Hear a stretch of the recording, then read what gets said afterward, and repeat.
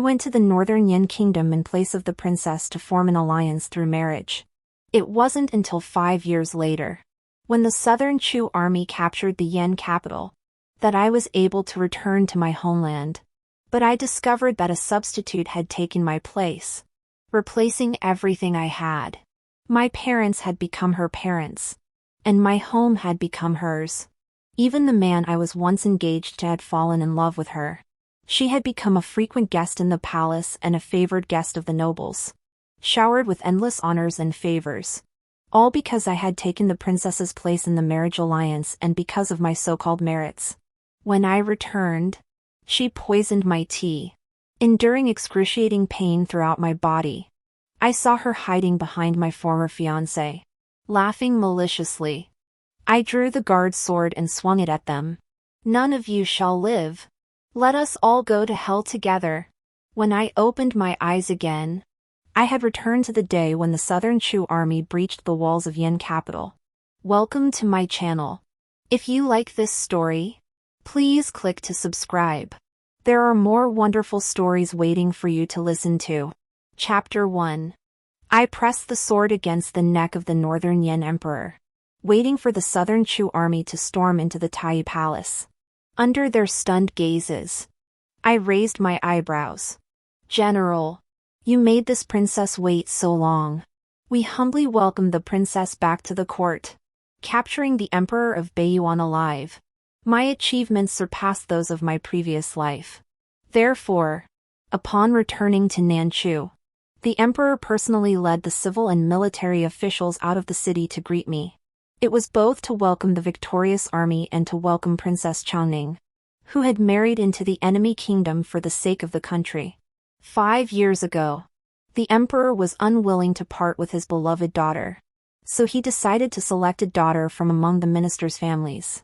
My father, driven by ambition for wealth and honor, offered me up. The emperor adopted me as his adopted daughter and bestowed upon me the title of Changning. I bowed gracefully, Father Emperor. Your humble daughter has not disgraced your mission. I assisted the general in destroying the northern Yin kingdom and capturing the deposed emperor. The emperor said with satisfaction, "Good child. Your contributions are the greatest." That was exactly what I wanted to hear. From now on, no one could deny that I was a hero of the southern Chu kingdom. That evening, a banquet was held in the palace to welcome me and the soldiers back.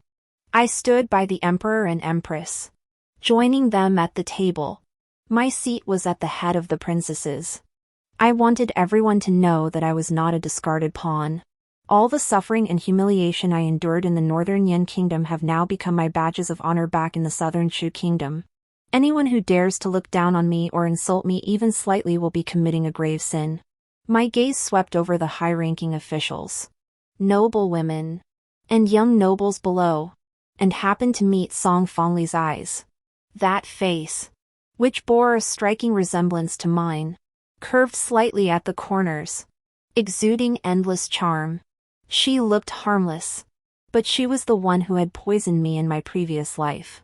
During the banquet, the emperor asked me kindly, "Changning, your marriage alliance has benefited the nation. What reward do you desire?" I replied boldly, "Your Majesty, I humbly request that you grant me a mansion so that I may live comfortably in the days to come." Those with discerning ears could hear that I was subtly implying my parents' lack of kindness toward me. Many strange glances fell upon my parents, making them feel as though they were sitting on pins and needles. This was the karma they deserved. Besides, this was nothing compared to what had happened before. In my previous life, after I returned safely to the court, they despised me for having been the woman of the deposed emperor of Beiyang and even wanted me to die to prove my loyalty. Song Fongli has framed me time and again with such clumsy methods, don't they see it? Upon closer examination, they are not innocent at all. The emperor cast a solemn glance at my father before smiling at me and saying, "I grant your request." I knelt down to express my gratitude. The empress said, when Changning was sent to marry into the royal family, she was just 15. Now she is in the prime of her youth. The emperor might consider arranging a marriage for her. The emperor nodded thoughtfully and asked me, "What does Changning think?" My gaze swept over the people below. And when I saw Meng Huiqing, he quickly lowered his head and turned away, as if afraid I would see him, clinging to me as if he wanted me to marry him. We had known each other since childhood, growing up together. Our engagement was cancelled due to the marriage alliance. He fell in love with another girl, and I could fully accept and understand that. But he chose to love that substitute instead, shielding and indulging her as she repeatedly plotted against me. Even knowing she had poisoned me, he still shielded her, watching helplessly as I died from the poison. My pain so intense it twisted my features. That feeling of my internal organs being burned by flames is still so vivid that even thinking about it now makes me feel like I can't breathe. I took a deep breath and spoke slowly.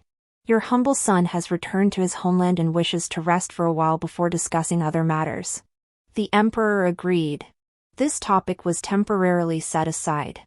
It was clear that many people had sighed in relief. Princess Xiaoning sat beside me, remaining silent the entire time. It wasn't until after the banquet ended that she followed me out. Like when we were children, she timidly called out to me, "Sister Xiangyi." It was the Xiangyi from Xinxiangyi, not the title Changning. 5 years ago, the one who was supposed to be sent to marry into another kingdom was Princess Xiaoning.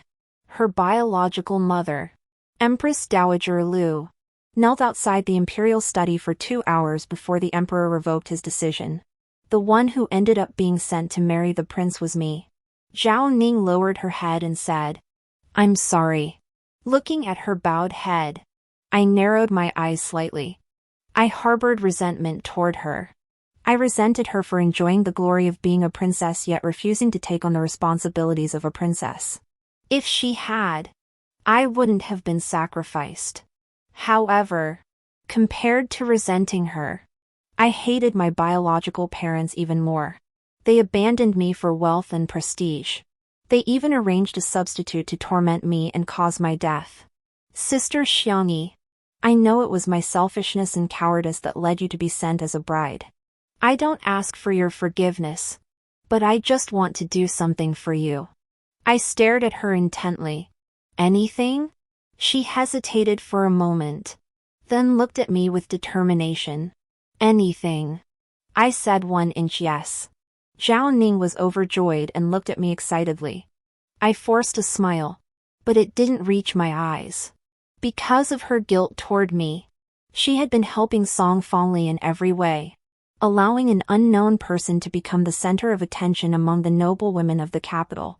Now I wanted to see how Song Fangli was being fawned over. At the palace gate, the Shin family was waiting for me. My father had a stern expression, while my mother and Song Fangli sat in the carriage. When they saw me approaching, they didn't even bother to greet me, instead giving me a disapproving look. The palace maid by my side, Rong Yue, who had been bestowed by the empress, spoke up. The princess has returned to the mansion. The Shin family should perform the half bow.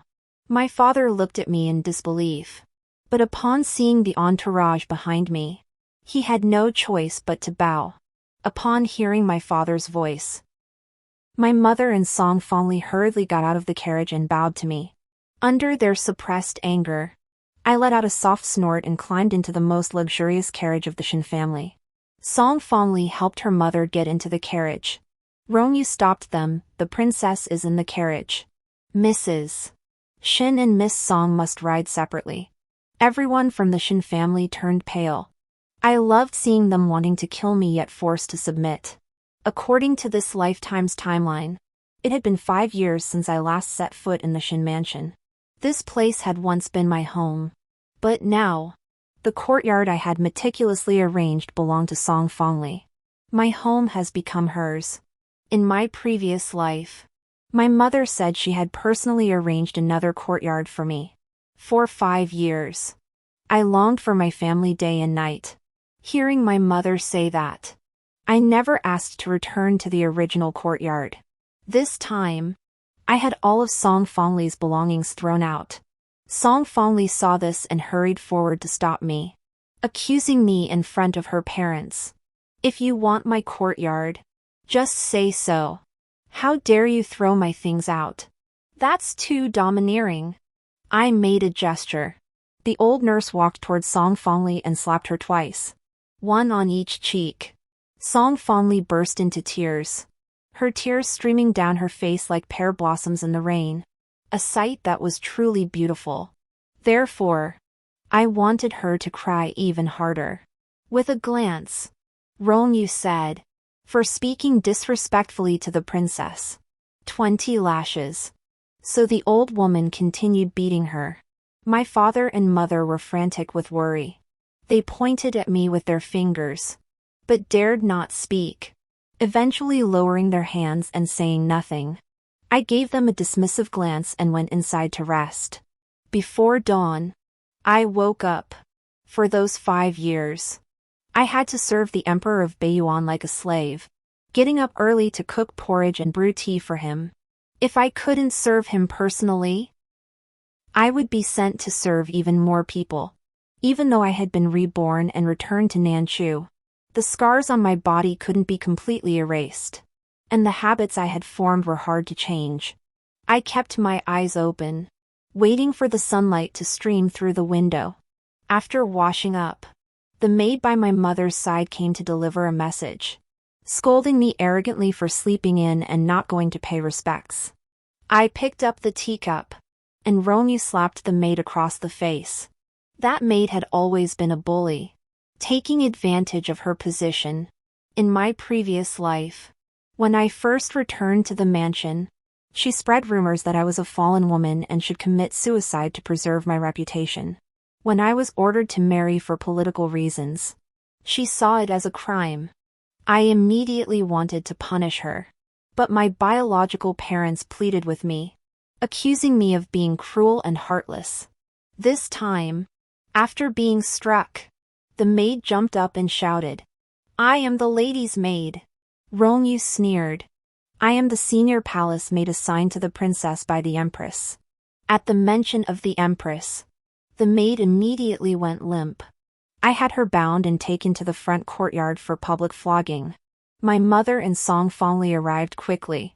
The maid clung to them like a drowning person. "Lady, miss, please save me." My mother accused me as she had in a previous life. She said with deep sorrow, "How could I have given birth to such a creature?" I raised my eyelids slightly and reminded her, "If it weren't for me, would you have this wealth and status? I married into the imperial family for the sake of the country, and even the emperor called me a hero. How can you say I'm a sinner? Are you saying the emperor was wrong?" My mother was so frightened her face turned pale, and she hurriedly denied it. My father finally returned, and I kindly told him how my mother had been disrespectful to the emperor, daring to say he was wrong. My father raised his hand and slapped my mother across the face. I signaled to the eunuch to let her go. The two of them immediately began to wrestle with each other. This scene of dogs fighting among themselves was truly amusing. I never saw this in my previous life. What a loss. In my previous life, I was too attached to family ties, which is why they were able to walk all over me. In this life, I showed mercy and let the old nurse teach them some manners. I am a princess. In the Shin mansion, it is not my duty to pay respects to anyone at dawn and dusk, rather, they must bow and greet me. In the afternoon, Meng Huiqing came to find me. He was very concerned about me and wanted to rekindle our relationship. I picked at my nails and asked casually, "What about Song Fongli?" He said sincerely, "Xiangyi, she looks too much like you. In the past 5 years, I have thought of you every moment. Only when I see her can I slightly ease this longing. My heart has always belonged to you alone. Now that you're back, how could I possibly think of anyone else?" Doesn't he find that contradictory? But it doesn't matter. The point is, he's using his good looks on me. Such a great sacrifice must mean he wants something big. According to my old way of thinking, I should play along and figure out his true intentions first. But I simply find him too repulsive. I raised my eyebrows and sneered. You shameless creature. Daring to covet this palace. Guards. Take him to the imperial clan court. Why should I give him the time of day? That would be wasting my second chance at life. The guards escorted Meng Huiqing to the imperial clan court. I had Rongyu follow along to explain the situation to the clan leader. No one was allowed to interfere along the way. My parents and Meng Huiqing's parents all came to plead for mercy on his behalf. But I remained unmoved. I would rather stare into space than acknowledge them. Meng Huiqing was scolded by the clan leader and then released. I didn't expect him to be detained for long over such a minor matter. It was just a way to give him a taste of his own medicine and tarnish his reputation. Let's see how he pretends to be a proper gentleman now. A few days later, rumors began to spread throughout the capital. They said that when I was in Baiyuan, I had red lips that everyone wanted to taste. Stripped naked and danced for the men of Baiyuan, and had miscarried 5 or 6 times. Whoever started these rumors. It doesn't matter. I went straight to the palace and cried bitterly in front of the emperor and empress. I am the emperor's adopted daughter, holding the title of princess in good faith, married to an enemy country, and captured the enemy emperor. The emperor praised me personally, saying I had done a great service. Now that such rumors are circulating, it is a direct insult to the emperor. Moreover, it clearly shows that I sacrificed everything for the southern Chu kingdom and endured hardships in the northern Yan kingdom. I deserve proper compensation. So, what harm can these rumors do to me? Oh, right. If I were weak-minded and cared about a woman's reputation, perhaps I might have really hanged myself. But I was a peace bride. I am a hero. I should be honored by the southern Chu court and revered by the people. The emperor has rewarded me with gold, silver, jewels, and silk. The emperor's grace is boundless. When I left the palace, my ears were filled with flattery. Even my father, upon seeing me, avoided my gaze and stepped back 3 paces. I walked with my head held high, my eyes bold and confident. Even if those rumors were true, so what? Those who should feel ashamed are the cowards hiding behind women. Within 2 days, the Ministry of Justice uncovered the source of the rumors. Meng Huiqing confessed that he had sent someone to spread them. He wanted to get back at me and ruin my reputation. Meng Huiqing was stripped of his official position, and his father was severely reprimanded by the emperor, with a year's salary deducted as punishment. The princess's mansion was completed. I chose an auspicious day to move in. Gifts celebrating my new home arrived in a steady stream. I hosted a banquet to express my gratitude. Guests filled the hall, and the courtyard was bustling with activity. My parents and the stand-in also came. My mother walked up to me, cleared her throat, and said, "Xiangyi, you really are something. With so many distinguished guests present, how dare you sit at the main seat by yourself?" I narrowed my eyes and coldly looked at her. However, relying on her status as my mother, she couldn't read the room and insisted on putting on airs in front of me. I sneered. 5 years ago, when father sent me to marry into another family, what did you say to me? My mother avoided my gaze, looked around nervously, and unconsciously took a half-step back. In front of everyone, I didn't mind reminding her. Mother said, "You and father raised me. I sacrificed myself for the Shen family's wealth and honor, which is how I repay your kindness. From now on, you must treat me as if I were never your daughter. You also said that I have a wicked heart, and the greatest regret of your life was not killing me immediately after giving birth to me." The hall was filled with gasps, and whispers echoed throughout the room. Moreover, no matter what others say behind my back, I am the adopted daughter of the current emperor, Princess Changning. Those slanderous words, when taken seriously, amount to the crime of disrespect toward the emperor. My mother's expression betrayed her embarrassment. She wanted to scold me but dared not, and eventually sat back down with a sour expression. My father, Mei, remained hidden, not only failing to comfort my mother but instead telling her to behave herself, as if to show how reasonable he was. It was just despicable.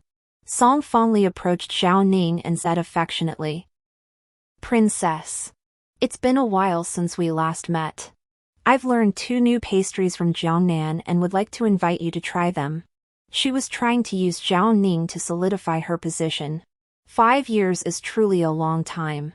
Long enough for Song fondly to forget her own identity, to forget that her place among these imperial relatives was granted by someone else.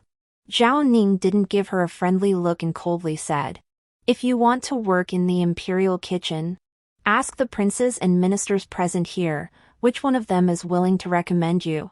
Song fondly froze for a moment, then lowered her eyes slightly, a tear hanging at the corner of her eye, about to fall, making her look even more pitiful and endearing. "Unfortunately, I know nothing of pitying the weak," I sneered, showing no restraint in my mockery. Then I picked up the peeled orange in front of me, broke it into 2 halves, and said to Zhao Ning, "Zhao Ning, I can't finish it all. Here, have half." Zhao Ning's eyes lit up instantly. She ran over eagerly and said sweetly, "Thank you, Sister Xiangyi." I saw Song fondly's face turn pale as I had hoped. I curved my lips into a smile and had Zhao Ning sit beside me. She sat down obediently, overwhelmed by the attention. Zhao Ning's attitude spoke volumes. I wanted everyone to know that I was back, and no one could replace me. Let's see who dares to fawn over Song fondly and rush to offer her a life of wealth and privilege now. Song fondly returned to her seat, and those who had been chatting with her earlier fell silent. Her mother pulled her hand and whispered to her, her voice alternating between pity and anger. It was truly laughable. I endured so much suffering, and they lived in luxury thanks to the wealth I earned for them. Yet not only do they not appreciate my kindness, they want me dead. Is there such a thing in this world? I couldn't help but doubt whether I was truly their biological daughter. It seemed as though Song fondly was their real daughter, and I was just an adopted child. Song fondly had climbed higher on the social ladder. Among her bodyguards, there was now the 4th prince. She danced in front of me and falsely accused me of pushing her into the water. I had to take the blame.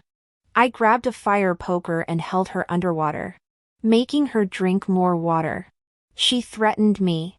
"Xin Xiangyi, if you dare treat me like this, the 4th prince won't spare you." Unfortunately, someone like me who doesn't care about her life isn't afraid of anyone. As soon as she surfaced, I pushed her back down. I curled the corners of my lips. "Aren't you curious why the 4th prince didn't show up in time? Why isn't he here to save the damsel in distress?" She glared at me with hatred, like a spent arrow.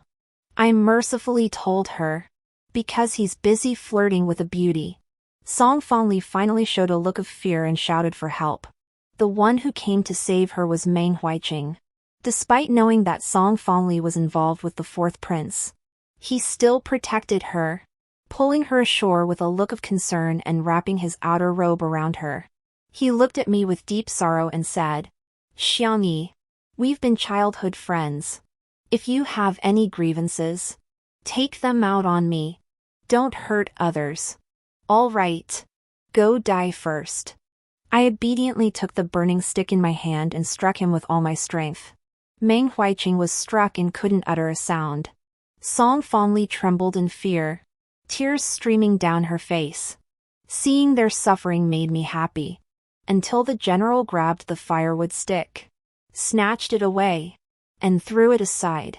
A flash of triumph crossed Meng Huiqing's eyes.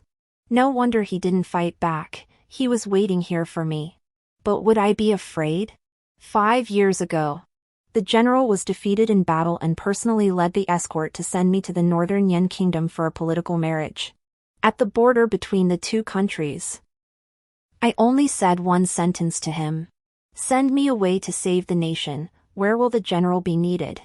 The once mighty general's eyes turned red as he knelt at my feet, swearing solemnly that he would rebuild the army and bring me back to Chu. 5 years later, the general kept his promise, leading his troops to crush the northern Yan. Upon returning to the capital, the general showed me special favor. I could see that he was a man of strong justice, a sense of duty, and a touch of stubbornness. The general had always blamed himself for the defeat and the marriage alliance 5 years ago. Therefore, he felt guilty toward me. Song fondly thanked the general, looking pitiful and helpless. Meng Huiqing also endured the pain to express his gratitude. The two of them looked like a pair of unfortunate lovers. As for me, I was arrogant and ruthless. The general shook his head and sighed, then dismissed Meng Huiqing and Song fondly. Once they had left, he bowed to me and said, "Princess, I have 2 sons. My eldest son has distinguished himself in battle and is now a roving general. My younger son has also achieved success in his studies and has recently been assigned his first post. Both are of marriageable age and have yet to be betrothed." I was taken aback for a moment, then burst into laughter. The general was offering one of his sons to redeem me. I raised my eyebrows. There is a rule in our dynasty that princes do not hold real power. The loyal general replied, charging across the battlefield, bravely slaying enemies, may indeed be exhilarating and bring glory, but it also means risking one's life. If my son were to marry into the imperial family, he would no longer have to fight on the front lines or endure the hardships of a remote border post. He could stay in the capital as a leisurely and wealthy prince consort. What's there not to like? I stared at him intently, but he was sincere and heartfelt. I couldn't detect a single flaw in his words. He was a general who had fought on the battlefield 5 years ago. His defeat and forced marriage were due to internal strife within the southern Chu court, which divided the troops and left them vulnerable to being defeated one by one. It wasn't his fault. On the contrary, over the past 5 years, the general had managed to regroup his forces, gather a large army, and break through the northern Yan defenses. That was his true ability. He led his troops to escort me back to Chu, earning both merit and gratitude. He defended the borders and protected the nation, with a family of loyal martyrs. He was the pillar of the southern Chu dynasty and a hero in the hearts of the people. After being reborn, I wanted to kill everyone, even cursing at dogs that passed by. But facing the general, I didn't want to put him in a difficult position. I took a deep breath. It was Song Fongli who jumped into the water herself. She wanted to frame me, so I made sure she was caught red-handed. She climbed onto the 4th prince. If I hadn't sent someone to trip him up, she would have succeeded just now. If the 4th prince had come after me, I wouldn't have known how to handle it. The general did not respond. He still believed I was wrong. I lowered my eyes and turned to leave, but I heard the general say, "The princess shouldn't have taken matters into her own hands. She should have just given orders." I stopped in my tracks and couldn't help but curve my lips into a smile. I've learned my lesson. When I went to the palace to pay my respects, I encountered the 4th prince's consort in the empress's chambers. We had seen each other several times before at palace banquets and aristocratic gatherings, so we weren't complete strangers. As I knelt to pay respects to the empress, the 4th prince's consort knelt alongside me. It seemed she wanted to speak with me privately. She caught up to me and motioned for her attendants to step back. Then, as if relaying a message, she said, "Changning, the 4th prince wishes to request an imperial decree to make Song Fongli his concubine. I fear she will cause you no end of trouble in the future." I blurted out, "Miss Song is charming and lovely. The prince is truly fortunate." This left the 4th prince's consort speechless for a moment. After a while, she dropped her feigned concern and said, We both know what kind of woman Song Fangli is. If she becomes the prince's concubine, you'll have to think twice before dealing with her. I remained unmoved. I am a princess who has married into the royal family for the sake of the country. What can she do to me? At most, I'll just shut myself in my room and live my own life. Changning, fourth prince's consort. Please rest assured. Changning will not hold a grudge against you or the fourth prince because of Song Fangli. The fourth prince's consort finally said urgently. Changning, please help me. Song Fangli cannot enter the prince's mansion. That's more like it. When asking for help, one must show humility. No one can use me as a pawn without compensation. I said calmly, as far as I know, the fourth prince already has a concubine, several concubines, and several maids. Why can't the fourth prince's consort tolerate Song Fangli? The fourth prince's consort wrapped her arm around mine and whispered. At the beginning of the year, at Zhao Ning's birthday banquet, I saw her and the second prince being intimate. I turned my head slightly and studied her carefully. She said, everyone in the capital believes that Meng Huiqing is using her as your stand-in. They are a pair. The affair between her and the second prince is so well hidden that I can't help but suspect her motives for approaching the fourth prince. I had been away for 5 years. Song Fangli appeared after I left.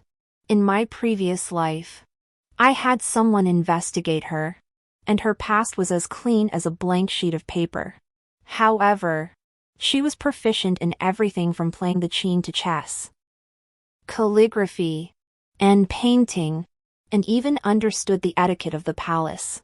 Either she was a genius who could learn anything instantly, or she was a spy. I turned away from the fourth prince's consort and returned to the palace to see the emperor. I requested an imperial edict to see the Marquis of Anil. He was the deposed emperor of Beiying. He was the deposed emperor of Beiyuan. After he was brought to the Chu capital, the emperor, to stabilize the hearts of the people of Beiyuan, did not kill him immediately but instead granted him the title of Marquis of Anil and placed him under house arrest in the Maple Bridge Villa. I presented my token, and the imperial guards responsible for guarding the villa let me in. I saw the deposed emperor squinting his eyes as he lay on a recliner under a tree. He looked very comfortable. I sneered. It's been a long time. Marquis of Anil, you seem to have lost a lot of weight. He suddenly opened his eyes and stared at me, then sneered in the same way. The princess has become much more plump, sleeping until the sun is high in the sky, having food brought to you, and no longer needing to serve anyone. This life is truly luxurious. He stared at me intently, saying nothing. I continued. I have good news for the Marquis. The people of Yen are now living in peace and prosperity, all praising the current emperor for his diligent governance and love for the people. They are even composing plays mocking the former emperor of Beiyang for his debauchery and tyranny. I emphasized the words useless emperor heavily. He glared at me with a cold expression. I smiled sweetly, determined to drive him mad. He said seriously, "You came here just to say these meaningless words?" Of course not. I lied through my teeth. A day as husband and wife is worth 100 days of kindness. I came to visit you out of concern. He narrowed his eyes slightly and suddenly smiled lightly. I've never known which of your words are true and which are false. I said. The Marquis can trade me a true word for one of mine. He looked at me as if he had seen through me. That's your real purpose, isn't it? I didn't deny it and asked him, how many spies have you arranged in southern Chu? He said, so many that I can't even remember. But you can rest assured that once Yen State is gone, they'll just be ordinary citizens. I pondered the credibility of his words. He asked, in the past 5 years, have you ever been happy for even a moment? I told him the truth, no. He seemed hurt. You were just trying to flatter me. You were lying to me. In Beiyan, I forced myself to learn how to pretend overnight, transforming from a venting tool into a flower of words. If I couldn't serve him well and make him happy, the consequences would be unbearable. Every time I thought about my days in the northern Yan kingdom, I wanted to kill him. But he said, "When you entered the Tai Hall, I already knew what you were going to do. With the country destroyed and my family gone, I'm willing to help you before I die." He spoke as if he truly cared about me. But I'm no naive young girl. I've experienced being abandoned by my family and a near-death experience. His words couldn't deceive me. Moreover, in my previous life, he fled and was killed by arrows outside the Tai palace. In this life, he didn't have time to escape. He should be grateful to me. I continued. Does the Marquis remember a woman who resembled me? Also a spy? He stared at me blankly, then smiled and said, "If she resembled you, I would never have sent her to be a spy." I smiled too, walked behind him, and placed both hands on his neck, applying a little pressure. "Dare you kill me?" He didn't move, but I had observed him for 5 years and could hear the anger in his voice, mixed with a hint of panic. I laughed and let go of his neck. I wouldn't dare. I just wanted to scare him a little, because he used to love scaring me. He said that if I didn't listen or behave, he would send me to the military camp. He also said he'd kill all the attendants who came with me for the marriage alliance, making me responsible for many lives and turning me into a criminal. Now the tables were turned, and it was quite amusing. Let me calculate how many more days he has left to live. Song Fongli is connected to 2 princes. As long as we prove she's a spy, the emperor will never spare her life.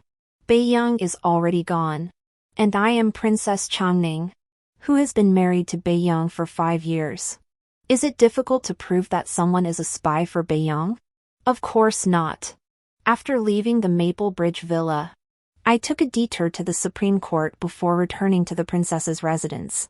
The eunuch reported that the second prince's consort had sent a note inviting me to a banquet to enjoy the flowers. I gladly accepted the invitation. The emperor has yet to designate an heir, and the most competitive candidates are the eldest prince and the second prince. My first priority is to confirm whether Song Fongli is connected to the second prince and whether the fourth prince's wife's claims are true. When I arrived, the fourth prince's wife was already there. She was chatting and laughing with the second prince's consort, and the two looked like ordinary sisters-in-law getting along harmoniously.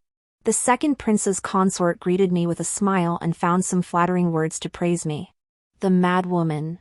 Just as we were laughing and joking, Song Fongli arrived. Both the fourth prince's consort and I changed our expressions. After all, in everyone's eyes, she was our rival. I snorted lightly.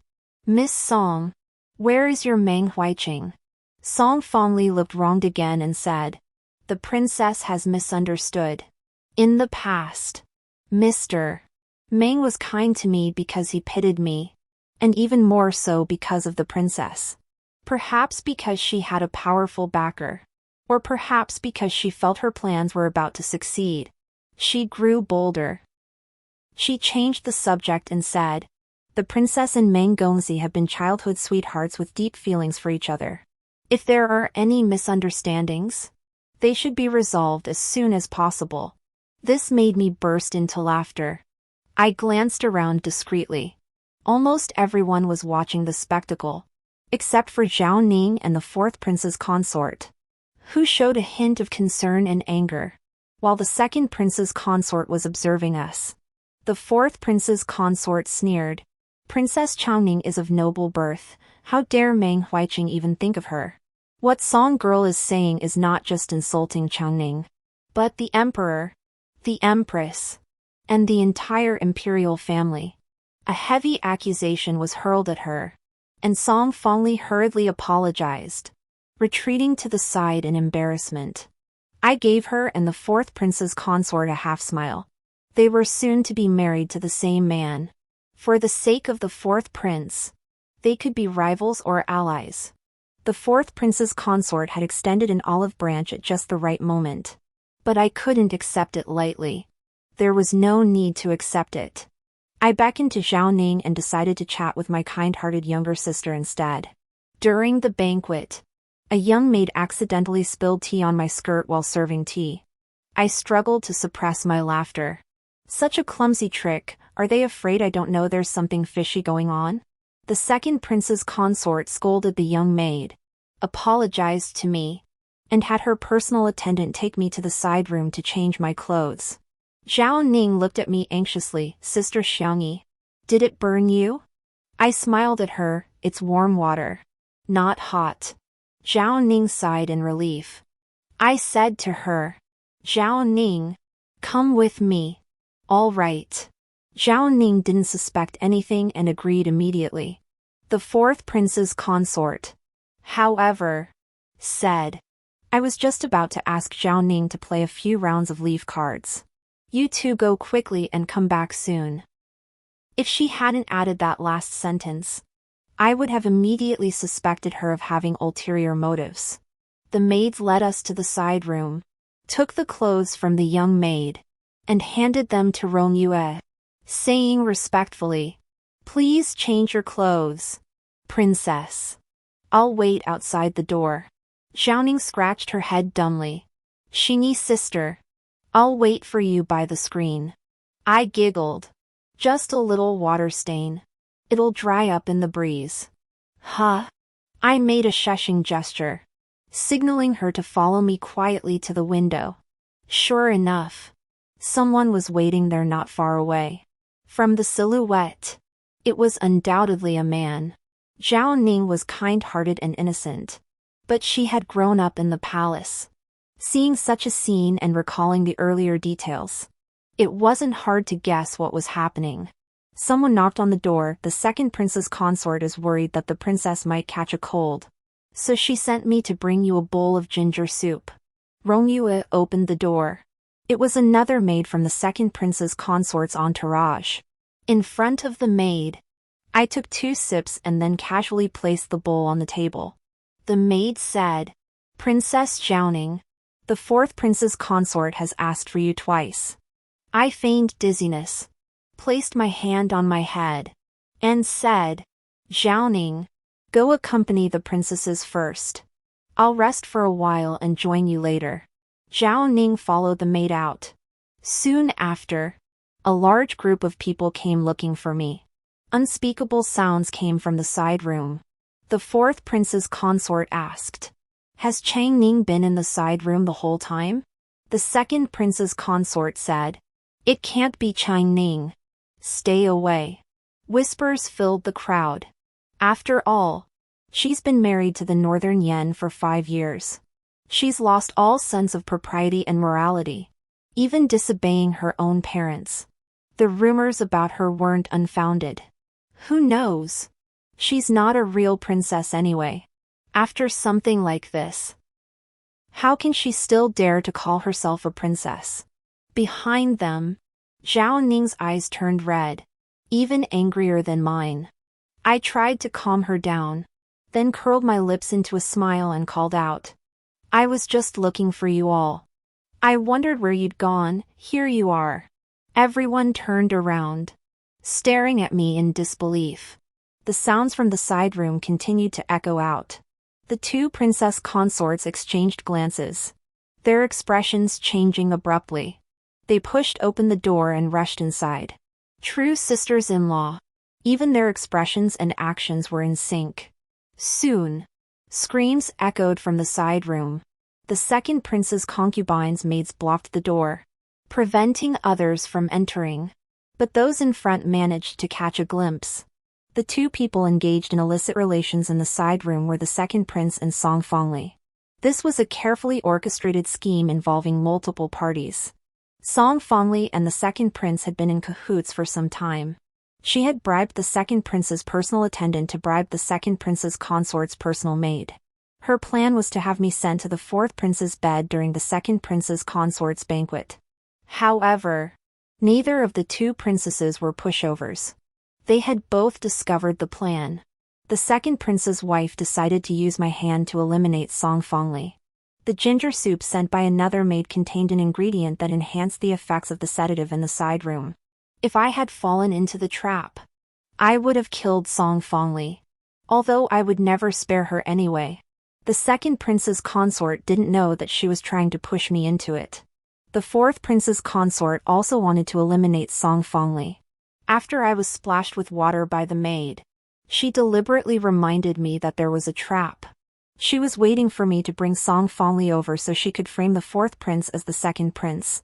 Zhao Ning listened to me finish, then fell silent for a moment before asking, "Sister Xiangyi, is your body okay?" I lowered my eyes slightly. That intoxicating fragrance? I've smelled it countless times in the Northern Yan Imperial Palace. The scent in that side room wouldn't even be enough to enhance passion when the mood is right. It won't harm the body. The real potent ingredient is in that bowl of ginger soup. I pretended to take a few sips, then poured the rest into Song Fongli's mouth. The second prince's consort emerged from the side room and dismissed everyone. When she looked at me, her eyes flashed with cruelty. I raised my eyebrows at her and smiled sweetly. The goal was to appear calm and composed while driving others to frustration. The second prince requested imperial permission and granted Song Fongli the title of concubine. It must be said that she really knows how to handle men. She was also to be married off from the Shin mansion. My parents formally adopted her as their adopted daughter, prepared her dowry, and sent her off to her new home. My mother sent a respectable housekeeper from the mansion to invite me over. I sent someone to the Ministry of Justice to inquire. Then I went to the Shin mansion in high spirits. Song Fongli looked down on me and said, "Shin Xiangyi, you schemed against me, turning me into the second prince's concubine. I should thank you. One day, I will trample you underfoot and make everyone know that I am Song Fongli. And you are just someone who happens to look like me." I chuckled softly. "So that's what you care about? Then you should have never used my status and achievements from the start. Just be yourself. Trying to have it both ways is truly amusing," she retorted. "You were sent as a peace offering, sold to the Northern Yan. Everyone knows you're a used-up whore who was slept with by the Northern Yan. You actually think you're some kind of hero? Otherwise, why do you think your biological parents treat me like their own daughter but treat you so coldly? You're alive, and you're a stain on their family name." I slapped her across the face. You immediately stepped forward to wipe my hand, unconsciously blowing on it for me. "You dare hit me?" Song Fongli covered half her face, trembling with anger. "Of course I dare." And I hit her again, making both her cheeks symmetrical. I narrowed my eyes. I have done a great service for the Great Chu. The Emperor said it himself. If you dare say the Emperor was wrong, that's a capital offense. I doubt even the second prince would spare you. I am here for the marriage alliance with Nan Chu. I am a loyal subject. This is what the current Emperor has personally acknowledged. Anyone who dares to mistreat me is questioning the Emperor's words. The marriage alliance is a merit, there is no fault. No one can use this matter to slander me. Song Fongli glared at me with clenched teeth. "Shin Xiangyi, your triumph won't last long." I laughed coldly. "How long can you gloat? Don't even mention that you haven't even entered the second prince's mansion yet. Even if you do, what then?" She glared at me viciously before being urged out by the matchmaker. I stood under the corridor, glancing at the scene from afar. There were many guests arriving, and my parents were smiling broadly. Romeu cleared his throat, as if facing a formidable enemy. Only then did I notice that Meng Huiqing had approached us unnoticed. He stood beside me, looking at the joyful scene, and sighed. "When you were married off, I dared not see you off. When she was married off, I dared not either. When you were in Baiyuan, I was powerless to help. But the second prince's mansion is within the same imperial city walls. I can protect her silently." I didn't get angry. Instead, I laughed. "Don't come here to humiliate yourself." Moreover, he couldn't protect Song Fongli, because I had already heard hurried footsteps approaching. When it came to the second prince, the Emperor would first protect his son and the imperial family's reputation, and wouldn't let Song Fongli be implicated. Therefore, the Ministry of Justice would arrive before Song Fongli left the house and take her away. Song Fongli shouted, "I am the second prince's concubine. Who dares to arrest me?" The minister of the Ministry of Justice stepped forward personally. "We are here on the emperor's orders to arrest her. Take her away." Everyone who had come to attend the wedding banquet witnessed the bride being arrested. My parents and Meng Huiqing were also taken away in full view of everyone. Someone approached me and asked, "Princess, what is going on?" I spread my hands helplessly. It's probably because the future concubine has done something wrong. My parents and Meng Huiqing were too closely involved with her, so they were summoned by the Ministry of Justice for questioning. This is quite normal. I believe the Ministry of Justice will investigate thoroughly. The Ministry of Justice worked very efficiently. I only provided some half-true, half-false clues, and they followed the trail to uncover many things. Song Fongli was indeed a spy from Beiyuan. She came to the second prince's side, and after he saw her beauty, he introduced her to Meng Huiqing. From then on, Song Fongli stayed at the Shin mansion, gradually replacing me.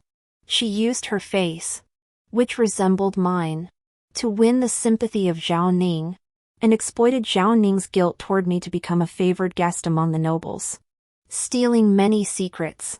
However, in the face of overwhelming power, any schemes are useless. The course of war changes in an instant, and the general's decisions are made based on the actual situation at the time. No matter how much information Song Fongli obtains, she cannot alter the outcome. She killed all the Northern Yan spies who knew her true identity, becoming the second prince's true confidant. Upon returning to court, I made it clear to everyone that Song Fongli cannot replace me. Her face, which resembled mine, was no longer of any use. The second prince wanted to place her by the fourth prince's side, which led to the subsequent events. Several days later, the minister of the Supreme Court sent someone to inform me that Song Fongli had died in prison, and my parents and Meng Huiqing could not be released for the time being. I instructed the messenger to convey my message back according to the laws of the Great Chu dynasty. I would not interfere. In the end, the emperor made the final decision. To protect the second prince, all responsibility was shifted onto Song Fongli, the spy. My father was stripped of his official position, and Meng Huiqing's future was ruined. But at least they both came out safely. My parents came to the gates of the princess's mansion every day, begging for my forgiveness. Taking advantage of the crowd gathered at the mansion gates, I shouted, "You claim to be my parents, but selling your daughter for glory is one thing. For the sake of the Great Chu dynasty, I would have done anything, even marrying into the enemy camp willingly. But after I risked my life to return, you wish me dead and instead treat that spy like a precious jewel. Now that you've been implicated by the spy, and my father has been stripped of his title, you finally remember me. But where in the world is there such a good deal? I died countless times in Beiyuan. I've already repaid the debt of life you owed me. You said it yourselves. But I'm not like you. I'm not as heartless as you. I'll send you monthly allowance money. As for how and how much, that will depend on my mood." The onlookers murmured among themselves, and my parents finally left. The crown prince and Zhao Ning approached. I hurriedly invited them into the mansion. Earlier, I had received a message from Zhao Ning, knowing that the crown prince was among the crowd, so I had spoken deliberately. The crown prince said, "Chang Ning, you are clear in your affections and loyal to the state. You are deeply devoted to the Great Chu dynasty, and I admire you greatly. Should you ever need anything in the future, do not hesitate to ask me." "Thank you, Your Highness. Once I return to Chu, everything will be fine." With the crown prince's words, we could go to Hu Bashar afterward. After the crown prince took his leave, Zhao Ning told me that the second prince had been exiled to his fiefdom, and neither he nor the fourth prince could stir up any trouble. I nodded. If I didn't have absolute certainty, how could I dare to go against a prince? As long as I handed over the evidence against those two princes, the crown prince wanted to suppress them more than anyone else. Soon after, news arrived from the Fengxiao villa that the Marquis of Anil had passed away. The spies he had planted had dragged the prince into trouble. How could the emperor spare him? There you go. He's finally met his end. And my good days are just beginning. End of the story.